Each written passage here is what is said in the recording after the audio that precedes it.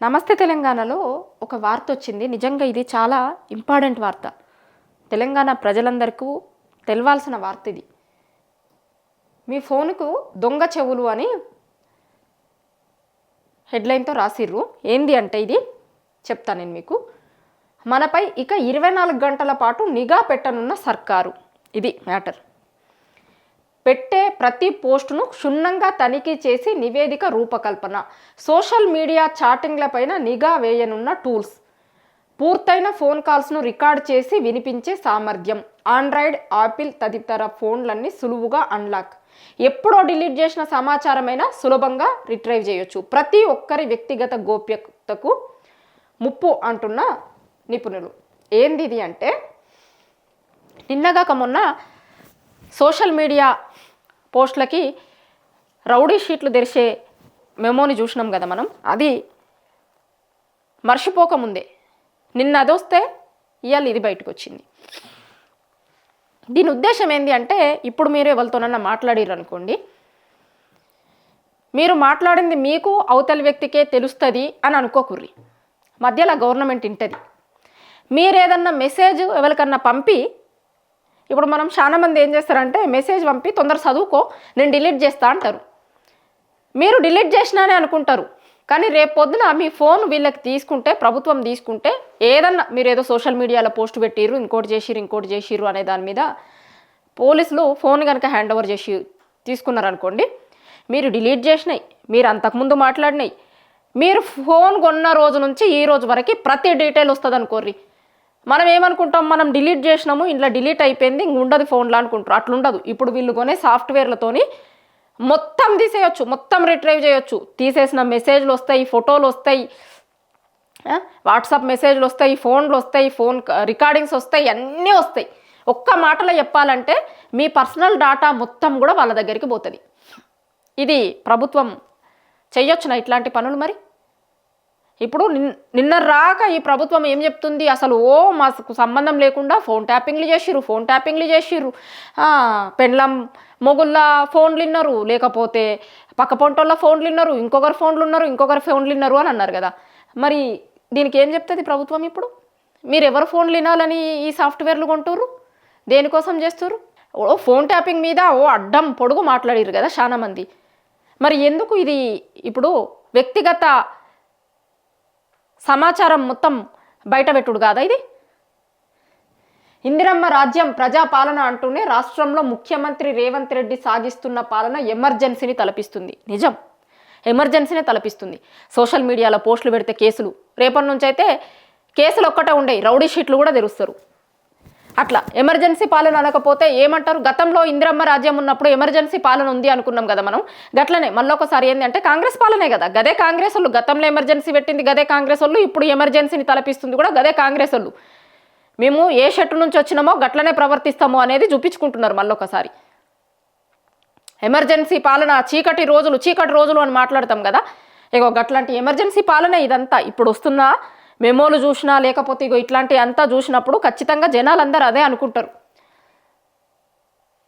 న్యాయస్థానాల తీర్పులంటే లెక్కలేదు, ప్రజాస్వామ్యానికి తావులేదు, ప్రశ్నించిన వాళ్ళ మీద కేసులు, నిలదీస్తే 3rd డిగ్రీలు, నియంతృత్వ పోకడ నడుస్తుంది. ఇది ఇంతకుముందు మనం చెప్పుకున్నాం కదా. నిన్న సైబర్ నేరాల నియంత్రణ నెపంతో సోషల్ మీడియా వారియర్లపైన రౌడీ షీట్లు తెరవడానికి సిద్ధమైన రేవంత్ ప్రభుత్వం ఇప్పుడు ఏకంగా పౌరుల వ్యక్తిగత హక్కులకు భంగం కలిగించేందుకు సిద్ధమైంది.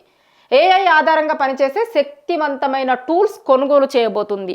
ఇది ప్రభుత్వం ఇప్పుడు కొన్ని టూల్స్ తీసుకుంటాము అంటుంది. దీనితో ఏమవుతుంది అంటే, ఏ ఫోన్ అయినా సరే, మీరు ఆండ్రాయిడ్ ఫోన్ వాడుతున్న వాళ్ళైనా సరే, ఐఫోన్ వాడుతున్నా సరే, మొత్తం ఇన్ఫర్మేషన్ పోతుంది. మాట్లాడే మాటలు, మెసేజ్లు కాదు, సోషల్ మీడియాలో పెట్టే ప్రతి పోస్టులు, మీరు ఎక్కడున్నారు, ఎక్కడి నుంచి ఎక్కడికి పోయిర్రు, ఇయ్యాల ఎక్కడి నుంచి ఎక్కడికి పోయిర్రు, పొద్దుగాల నుంచి మొదలు పెడితే రాత్రి వరకు మొత్తం మీరు ఫోన్ కొన్న రోజు నుంచి మీ ఫోన్ పోలీసు వాళ్ళు కనుక తీసుకుంటే ఆ రోజు వరకు ఉన్న ప్రతి డాటా వాళ్ళు తీసుకోవచ్చు.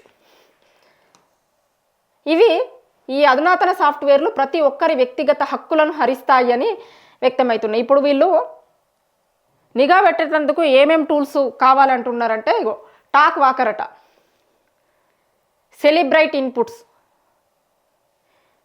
Cyber forensic hub, insight tools, మొత్తం డీటెయిల్గా ఏ పేజీలా 5వ పేజీలు ఉంది. ఇంతకుముందు మనం అనుకున్నాం కదా, పూర్తయిన ఫోన్ కాల్స్ను రికార్డ్ చేసి వినిపించే సామర్థ్యం. ఆండ్రాయిడ్, యాపిల్ తదితర ఫోన్లన్నీ సులువుగా అన్లాక్, ఎప్పుడో డిలీట్ చేసిన సమాచారమైనా సులభంగా రిట్రైవ్ చేస్తుంది. ఇది వ్యక్తిగత గోప్యతకు ముప్పే, 100% వ్యక్తిగత గోప్యతకు ముప్పే. ఎందుకు ఆందోళన చెందాలి అంటే అది కూడా రాసిరు చూడు ఒకసారి. కాల్ రికార్డింగ్స్తో యూజర్ల ప్రైవేట్ విషయాలు బయటకు రావచ్చు. డెఫినెట్గా వస్తాయి ప్రైవేట్ విషయాలు. ఇప్పుడు ఇంట్లో లేదన్నా మాట్లాడుకున్నారు అనుకోండి, ఇక అట్లాంటివి కూడా బయటకు వస్తాయి. వాళ్ళ వ్యక్తిగత డేటా కూడా ప్రమాదంలో పడుతుంది. వ్యక్తిగత డేటా ప్రమాదంలో పడుతుంది ఖచ్చితంగా. ఇతరులకు కనిపించొద్దని హిడెన్ ఫోల్డర్లో దాచిపెట్టిన సమాచారం కూడా బయటపడుతుంది. అభ్యంతరకరంగా అనిపించి డిలీట్ చేసిన ఫోటోలు, వీడియోలను కూడా తిరిగి రాబట్టగలదు. ఈ ఫోటోలు సైబర్ నేరగాళ్ళు, హనీ ట్రాప్ ముఠాల చేతిలో పడితే పరిస్థితి దిగజారొచ్చు. ఈ టూల్తో ఒక విధంగా మన వ్యక్తిగత ఫోన్లు, ల్యాప్టాప్లకు భద్రత లేకుండా పోయినట్టే. దీని గురించి చెప్తాను. ఇప్పుడు దీంతో ఏమవుతుంది అంటే, మీ పర్సనల్ డేటా ఉంటుంది కదా, పర్సనల్ ఫోన్ నెంబర్లు ఉంటాయి, పర్సనల్ డేటా ఉంటుంది, అది మొత్తం కూడా వాళ్ళ చేతిలోకి వెళ్ళిపోతుంది ఫోటోలతో సహా. ఇప్పుడు నిన్నగాక మొన్న మనం ఓ వీడియో చూసిరు చాలామంది. ఇప్పుడు ఏఐతోని కొన్ని ఫోటోలను క్రియేట్ చేస్తుంది కదా, అట్లా ఫోటోలు, వీడియోలు ఫోన్లలో అప్లోడ్ చేస్తే వాళ్ళకి ఏఐతో ఫోటోలని జనరేట్ చేసి ఇస్తుంది కదా. దాంట్లో ఒక ఆమె నిన్నగాక మొన్న అది మొత్తం బాడీని స్కాన్ చేస్తుంది. నేను ఒక ఫోటో పెడితే ఇంకొక ఫోటో వచ్చింది, నాకు ఈ షోల్డర్ మీద మచ్చ లేకుంటుండే, నేను వేరే ఫోటో అప్లోడ్ చేస్తే ఏ ఇచ్చిన ఫోటోలో మాత్రం ఆ షోల్డర్ మీద మచ్చున్నది కూడా వచ్చింది అనేది ఒక అమ్మాయి మాట్లాడింది. చాలా వైరల్ అయింది ఆ వీడియో, మీరు కూడా చూసుంటారు చాలామంది. అట్లా నా ఫోన్లో ఉన్న వేరే డేటా కూడా దానికి పోయింది, దానివల్లనే ఇది వచ్చింది, చాలా ప్రమాదంగా ఉంది, ఈ టూల్స్ని ఎవరు వాడకుర్రి అని ఆమె చెప్పింది. చాలామంది ఈ మధ్య వాడుతున్నారు కదా ఏఐ ఫోటోలు అప్లోడ్ చేస్తే ఏఐతో ఒక ఫోటో క్రియేట్ చేసి ఇస్తుంది. అది చాలామంది సోషల్ మీడియా ప్లాట్ఫామ్లలో కూడా పెట్టుకుంటున్నారు. సో అట్లా వాడకుర్రి, మన పర్సనల్ డేటా పోతుంది అని ఆమె చెప్పింది కదా. అట్లా మీరు వేరే దేంట్లో అప్లోడ్ చేయకపోయినా కూడా మీరు ఒకవేళ ఫోటోలు మంచిగా రాలేదు, అది ఇదేనే ఉన్న ఫోటోలు వద్దు అనుకోండి, డిలీట్ చేసిర్రు అనుకోండి, ఆ ఫోటోలు కూడా మళ్ళీ తీస్తారు వీళ్ళు బయటికి. ఇప్పుడు మీ పిల్లల ఫోటోలో లేకపోతే ఇంకొకటి ఏదైనా ఫోటోలు ఉన్నాయనుకోండి, అవి ఇప్పుడు వేరేటోళ్ళ దగ్గరికి పోతే ఏంది పరిస్థితి? వాళ్ళు ఆ ఫోటోలని మిస్యూజ్ చేస్తే కనుక పరిస్థితి ఏంది? ఎవరికన్నా దొరికి వాళ్ళు మిస్యూజ్ చేస్తే వీళ్ళ పరిస్థితి ఏంది? వీళ్ళ కుటుంబాల పరిస్థితి ఏంది? పర్సనల్ డేటా మొత్తం వాళ్ళ చేతిలో పెట్టినట్టే. పర్సనల్ డేటా మొత్తం మాట్లాడుకున్న ఫోన్ల దగ్గర నుంచి, మెసేజ్ల దగ్గర నుంచి, పర్సనల్ ఫోటోల దగ్గర నుంచి, మీరు డిలీట్ చేసిన ఫోటోలు కావచ్చు, డిలీట్ చేసిన మెసేజ్లు, డిలీట్ చేసిన వాట్సాప్ చాట్ మొత్తం వచ్చేస్తుంది. ఇది వ్యక్తిగత గోప్యతకు ఇబ్బంది కలిగించేటట్టు కాదా? ఏందో వాళ్ళే చెప్పాలిగా. మనకు తెలియకుండానే మనం నమోదు చేసిన వివరాలు, సోషల్ మీడియా పోస్టులను కలెక్ట్ చేయడం, మన లొకేషన్ను ట్రాక్ చేయడం చట్ట విరుద్ధం. ఫేక్ ఐడీలతో నిర్ణీత గ్రూప్లోకి చొరపడి సమాచారాన్ని తస్కరించడం కూడా తప్పే. ఈ టూల్తో మన వ్యక్తిగత భద్రతతో పాటు సామాజికంగా కూడా శాంతి భద్రతల సమస్యలు తలెత్తే ప్రమాదం ఉంటుంది. నేను చెప్పినా కదా ఇంతకుముందు, మన లొకేషన్ వస్తుంది అని.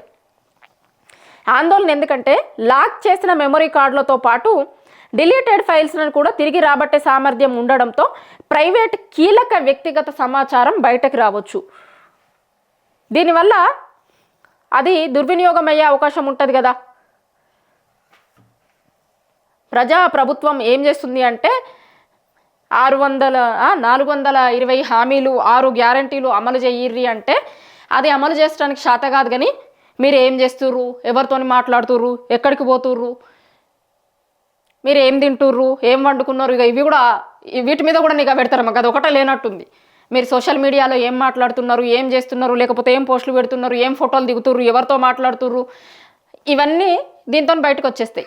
గిదా చేయాల్సింది. ప్రభుత్వాలు జనాల దగ్గరికి పోయి, లేకపోతే ప్రజలు ఏమనుకుంటున్నారు, ఏం కావాలని కోరుకుంటున్నారు అనేది చెయ్యాలని చూడాలి. కానీ ఇప్పుడు ప్రభుత్వం మీద వ్యతిరేకత పెరుగుతుంది అంటే జనాల దగ్గర నుంచి వ్యతిరేకమైన పోస్టులు సోషల్ మీడియాలో కావచ్చు, లేకపోతే ఓకల్ సెక్షన్ మాట్లాడుతుంది అంటే ఎందుకోసం మాట్లాడుతుంది, ఏముంది, ఏం కావాలి వాళ్ళకి అనే దాని మీద దృష్టి పెట్టాలి. కానీ మాట్లాడుతున్న వాళ్ళ మీద దృష్టి పెడతాం మేము, వాళ్ళు ఏం మాట్లాడుకుంటున్నారో వింటాం, వాళ్ళు మాట్లాడిన వాళ్ళ మీద కేసులు పెడతాం, మాట్లాడిన వాళ్ళ మీద రౌడీ షీట్లు తెరుస్తాం, లేకపోతే వాళ్ళు నోర్లు మూయించే ప్రయత్నం చేస్తాము అంటే కాదు.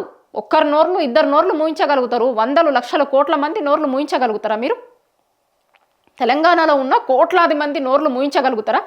ఇప్పుడు వ్యతిరేకత స్టార్ట్ అయింది ప్రభుత్వం మీద, వ్యతిరేకత వస్తుంది అంటే ఆ వ్యతిరేకత ఎందుకోసం వస్తుంది అనేది చూసి ఆ వ్యతిరేకత రాకుండా పనిచేసుకోరు మీరు. కానీ ఎందుకు మాట్లాడుతున్నారు వీళ్ళు, మాట్లాడేటోళ్ళ నోర్లు మూంచితే అయిపోతుంది అనుకుంటే కాదు. ఎప్పుడైనా సరే ఎక్కడైనా సరే ఉద్యమాలు అనేటివి పట్టుగానే పుట్టుకురావు, గిట్లా అణిచివేసే దాని నుంచే పుట్టుకొస్తాయి.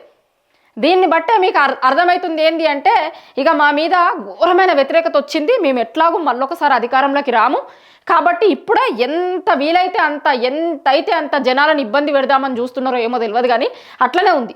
మీరు ఇప్పుడు టూల్స్ కొంటాము అన్నయ్య కానీ, నిన్నగాక మొన్న ఇచ్చిన జీవో కానీ మొత్తం చూస్తే ఇదొకటే అర్థమవుతుంది. ప్రజా పాలన అంటే ప్రజలు మాట్లాడకుండా ఉండే పాలనను మేము చేస్తాము అని అనుకుంటున్నారు. ప్రజలను ఇబ్బందులు పెట్టే పాలన మేము చేస్తాము అని అనుకుంటున్నారు. పైకొకటి చెప్తారు, పైకొక నిరసనలు తెలుపొచ్చు. మీరు ఏమన్నా సరే గవర్నమెంట్కి చెప్పొచ్చు, మేము ట్రాన్స్పరెంట్గా ఉన్నాం, ఇందిరమ్మ రాజ్యం, రైతు రాజ్యం అని. ఆ రైతు రాజ్యంలో రైతులు ఎట్లా మాట్లాడుతున్నారు అంతా కూడా వాళ్ళు చూస్తున్నారు. రైతు రాజ్యం, ఇందిరమ్మ రాజ్యం తీసుకొని వస్తాము అంటే ఏదో అనుకున్నారు. కానీ ఇలా రాశారు కదా ఇంతకుముందు ఎమర్జెన్సీని, వాళ్ళు కరెక్ట్గానే చెప్పారు. ఇందిరమ్మ రాజ్యం తీసుకొస్తాం, ఇందిరమ్మ రాజ్యం తీసుకొస్తాం అంటే ఇగో ఇదే గిట్లనే చీకటి రాజ్యం, ఎమర్జెన్సీ రాజ్యం తీసుకొస్తాము అని చెప్పారు. వాళ్ళు చెప్పింది ఇప్పుడు చేస్తుర్రు. మెమోల రూపంలల్లా ఇట్లాంటి వాటి రూపంలల్లా వాళ్ళు చెప్పారు. అప్పుడే ఎన్నికలకు ముందు ఇందిరమ్మ రాజ్యం తీసుకొస్తామని చెప్పారు కదా జనాల దగ్గరికి వచ్చి. ఇందిరమ్మ రాజ్యం అంటే ఏంది, ఎమర్జెన్సీ రాజ్యమే కదా. అట్లాంటి ఎమర్జెన్సీ రాజ్యమే తీసుకొస్తుర్రు. ఇప్పుడు ఎమర్జెన్సీలో ఎట్లయితే ఉండనో, అసలు మాట్లాడే స్వతంత్రం లేకపోయి ఉండనో అట్లాంటిదే ఇది. ఇప్పుడు మాట్లాడుకోవాలంటే కూడా, ఎవరికన్నా పక్కన వాళ్ళకి ఫోన్ చేయాలంటే కూడా భయపడే పరిస్థితిలోకి ఇవాళ ప్రభుత్వం తీసుకొని వస్తుంది. అసలు కనీసము నిరసన తెలుపుడు పక్కన పెట్టు, మాట్లాడే పరిస్థితి కూడా లేని దగ్గరికి అంత నిర్బంధాలు అంత చేస్తుర్రు అంటేనే మీ ప్రభుత్వం పట్ల ప్రజలలో ఎంత వ్యతిరేకత ఉంది అనేది మీరే ఒప్పుకున్నారు. దీంతో మీ ప్రభుత్వం పట్ల ఎంత వ్యతిరేకత ప్రజలలో ఉంది అనేది మీరిస్తున్న మెమోలతోని, మీరు కొనుగోలు చేస్తాము అని చెప్తున్న టూల్స్తోనే అర్థమవుతుంది.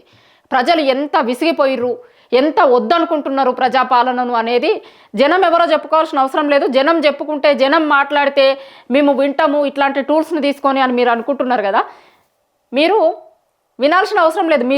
మీరు కొంటాము అంటున్న ఇట్లాంటి టూల్స్తోనే అర్థమవుతుంది ప్రజలు ఎంత దారుణమైన వ్యతిరేకతతో ఉన్నారు మీ ప్రభుత్వం మీద అనేది మీరు చేస్తున్న పనులతోనే తెలుస్తుంది.